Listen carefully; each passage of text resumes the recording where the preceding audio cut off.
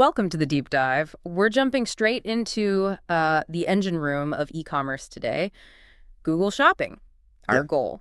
To give your product listings the horsepower they need to not just get seen, but to, well, seriously attract customers. Exactly. And we've pulled together some really fantastic resources to guide you here. Hmm. Think of this as your shortcut, maybe, to expert-level knowledge.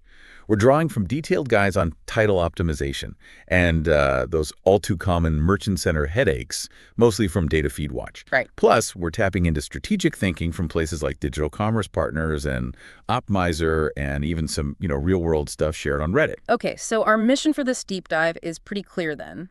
Arm you with practical tactics, stuff that will genuinely boost your Google Shopping game and help you dodge those performance-killing errors. Let's do it. Okay, let's unpack this. Starting with something Google itself flags as, well, mission critical, the product title. Absolutely. It's kind of amazing, but Google considers the product title second only to the image itself in terms of importance. Wow.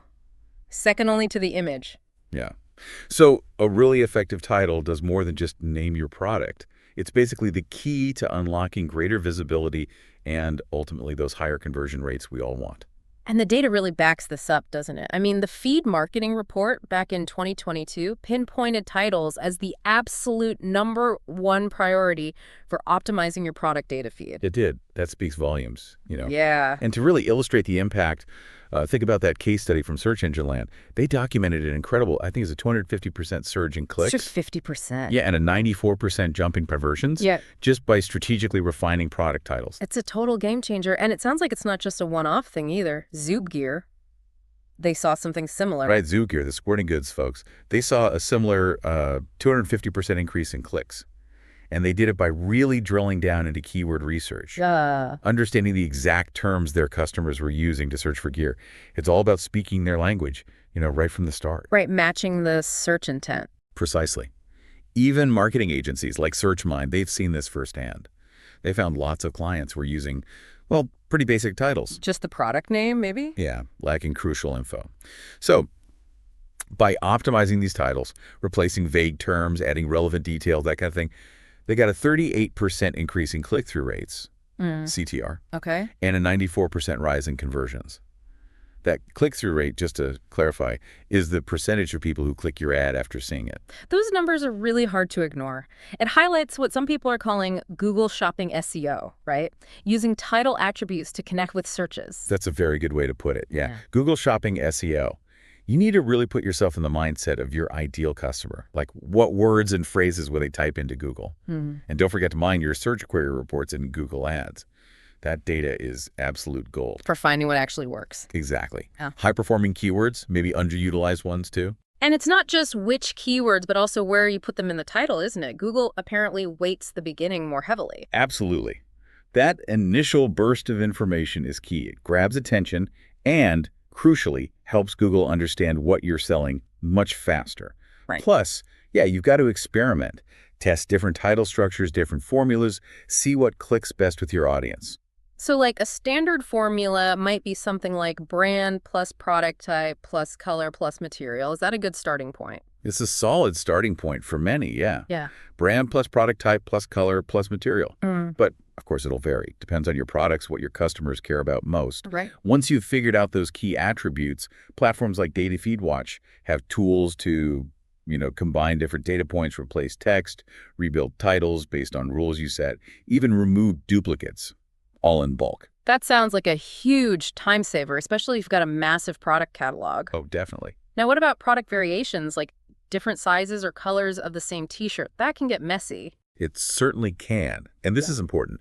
Each unique variation, different shade, different size, whatever, needs its own distinct listing. Okay. With its own unique descriptive title. You can't just have one listing for a t-shirt in 5 colors. Each color needs its own entry, its own optimized title. Got it. Okay, so let's maybe dig into those 10 key rules for optimizing titles that Data Feed Watch recommends. Rule number 1, think like your target audience. This is totally fundamental, yeah. Yeah. What info is most important to them? What specific details make them stop scrolling and click your listing? Right. And, with AI now, you can even generate title and description variations pretty quickly for thousands of products. Oh, interesting. Yeah, making sure key details are included in the right order. You still need to review AI stuff, obviously, but it's a powerful tool to think about. Definitely. Okay, rule number 2. Stick to Google's requirements. Seems obvious, but where do people trip up here? Common things are like excessive capitalization, all LC caps titles. Google doesn't like that. It's spammy. Yeah, exactly. Keep punctuation and caps clean, natural. Also, be aware of the difference between the standard title attribute and the structured title attribute, especially if you're using AI. Structured title gives you more granular control. Good tip. Rule 3. Use your search query performance data. We touched on this, but it bears repeating. Absolutely. Your Google Ads, search terms report, Search Console performance data, even Google Trends. They give you invaluable clues. Real-world searching. Exactly. How people actually search.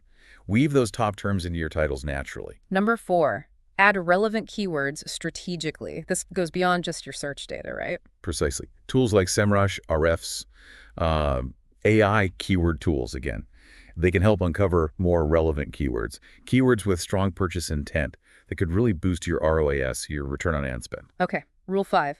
Be generous with product details, color, size, material, specs. You said many sellers miss this. They really do. That research on women winter coats was eye-opening. Only about 30% included color, less than 24% included size in the title. Whoa. That's a huge missed opportunity to stand out just by being specific. Customers filter by these things all the time. Makes sense. Rule 6.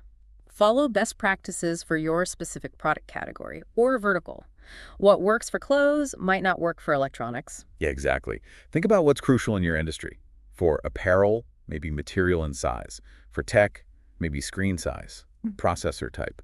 Data FeedWatch actually have guides with recommended title structures for different verticals, which is handy. Helpful. Okay, rule 7. Include brand and product category, especially if the brand is known. It certainly helps if you have a recognized brand, put it prominently. But if you're selling, say, generic items or lesser-known brands, maybe prioritize those descriptive keywords first to capture the search. Good point. Rule 8. Put the most important stuff first. That visible 70-character limit is key for catching the eye. That's right. Front load, get the compelling details visible immediately in the search results. Rule 9 is interesting. Consider using the full 150 characters, even the non-visible part. Why is that? Well, while shoppers only see the first, say, 70 characters, Google's algorithms scan the whole 150. So by adding extra relevant features, materials, model numbers, whatever, in that hidden part, you're giving Google more context. It helps match your product to a potentially wider range of searches. And that Data FeedWatch research showed like 74% of titles don't use the full space. Another potential edge then. Could be. And finally, rule 10. Make this an ongoing process. Testing, refining. It's not set and forget. Absolutely not. A/B testing is key. Try different brand placements, different attribute orders, different lengths. That fashion retailer case study, increasing ROAS by 25% just through title testing, that really shows the value. Constant improvement. Okay. And there was that bonus tactic, using duplicate product IDs strategically.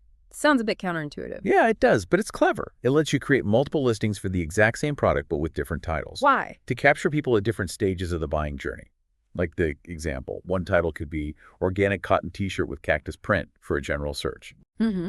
Another could be unique funny t-shirt gift for boyfriend, targeting a specific gifting need. Same product, different angles, different search intents. That's really smart for reaching different segments. Okay, so we've built compelling titles, but what happens when Google flags an error? Let's talk Merchant Center problems. Right, because Merchant Center errors can seriously hurt your ad performance. Disapprovals, reduced visibility, it's bad news. Yeah. A frequent one related to titles is excessive capitalization title. Google's bots flag titles using too many caps. The shouting thing again? So how do you fix that? Couple of straightforward ways. You can adjust it right in your feed using tools like in Data FeedWatch. They often have options to auto-apply rules, capitalize each word, uppercase, lowercase. Okay. Or you just fix it in your source data in your online store or product system. Makes sense. Easy enough. And are there other text-related errors we should watch out for besides the title itself? Definitely. Things like missing value description or text too short description. These highlight why you need good, comprehensive, keyword-rich descriptions too. They work with the title. They provide the backup detail. Exactly. The extra context the title might not have room for. But sometimes it's not the words, but the formatting, like encoding issues. Yes, that happens. An error like encoding problem in attribute description usually means there are weird, incompatible characters in your description. Like symbols or something. Could be. You need to make sure your feed uses UTF-8 encoding, that's the standard, and basically hunt down and remove any invalid characters. Okay, technical but fixable. Now, you said the image is even more important than the title for Google, so image errors in Merchant Center could hurt even if the title is perfect. Oh, absolutely. Errors like promotional overlay on image link are a big one. Like having sale stamped on the picture. Exactly. Or watermarks, calls to action. Images need to be clean product shots, solutions. Google sometimes has an automatic image improvement tool. Or you just replace the image with a clean one, or create new ones that follow the rules. Right. And similarly, image too small or low image quality errors. They mean your pictures aren't meeting the minimum size or clarity standards. That can kill clicks, even with a great title. So high-quality images linked correctly in the feed are crucial. Yep. Non-negotiable, really. And it's not just the content and visuals. Google needs to know what category the product fits into, Precisely. An incorrectly assigned Google product category error means your amazing title might be shown to completely the wrong audience. Wasted impressions. Totally. So regularly check your product categories in the feed, make sure they're accurate. And for some products, like clothes, there are extra required details. Yes. Errors like missing required attributes for things like gender, color, age group, size, they're super common and critical for apparel and accessories. Because Google uses these attributes to filter and show products in relevant searches. If you're missing size for shoes, you won't show up when someone searches for size 9 running shoes. And these details should ideally be reflected in your titles, too. It all ties together. Okay, so we've covered optimizing the data and dodging errors. Yeah. But managing all this, especially for big inventories, that sounds like a job for feed management tools. They're pretty much essential for efficiency at scale, Yeah. Handling bulk edits, ensuring data accuracy, keeping track of all those attributes. The Reddit discussion we saw mentioned several popular ones. Liked. Feednomics came up, using Google Sheets as a Fiji sheet upload feed. Symprosis, Feed Optimize, Go Data Feed. Lots of options out there. Seems like a range for different needs and technical comfort levels. For sure. And Optimizer brought up optimizing the feed not just to meet requirements, but for AI signals. What does that mean exactly? It means going beyond the minimum.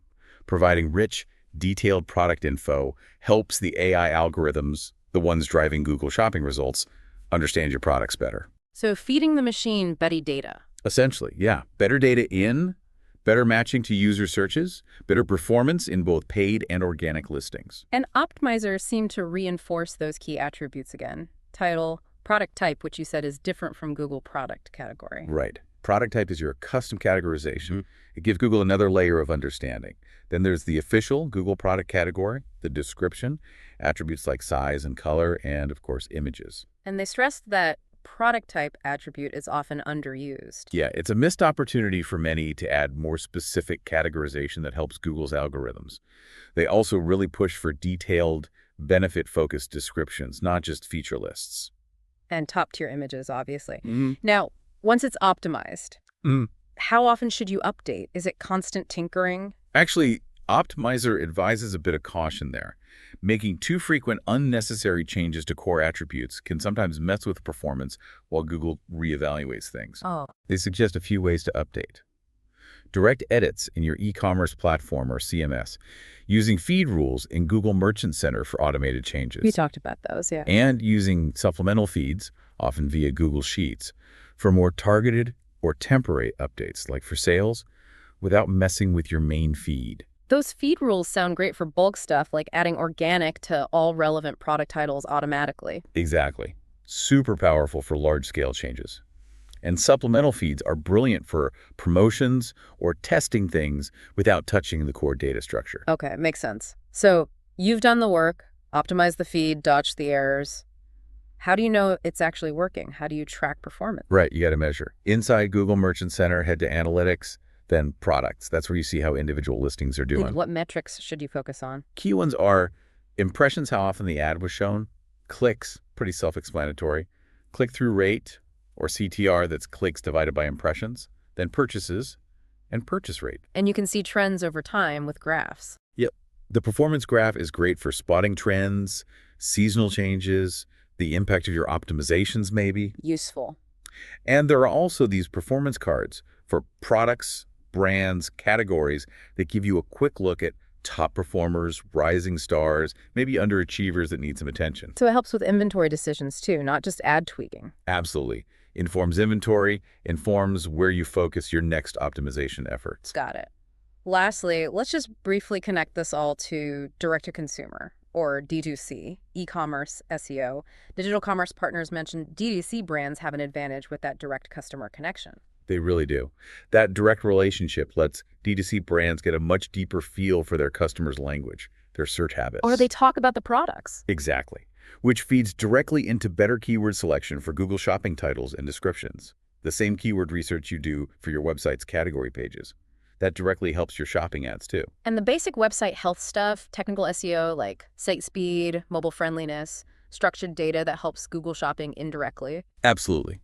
A fast, easy-to-use site improves the experience for anyone clicking through from a shopping ad. Structured data, like schema markup for products with price and availability, helps Google pull accurate info for your listings. Even things like social proof, online reviews, they build trust, which can influence clicks and conversions from shopping ads. So it's all part of the bigger picture. Google Shopping isn't just this separate channel operating in a vacuum. That's exactly it. It's deeply integrated into your overall e-commerce strategy. Well, this has been definitely a deep dive, really covered a lot of ground on Google Shopping optimization. Let's do a quick recap of the main takeaways for everyone listening. Sure. I think fundamentally, we've stressed the absolutely vital role of well-crafted product titles. Then, the need for accurate, complete product data across your feed. Right. Don't skimp on the details. No. And proactively finding and fixing those common merchant center errors before they cause real problems. Plus, the value of using feed management tools, especially at scale, and constantly tracking your performance.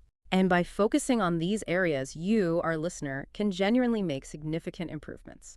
Better visibility, more effective listings, which should mean more traffic and hopefully more sales. Yeah, that's the goal.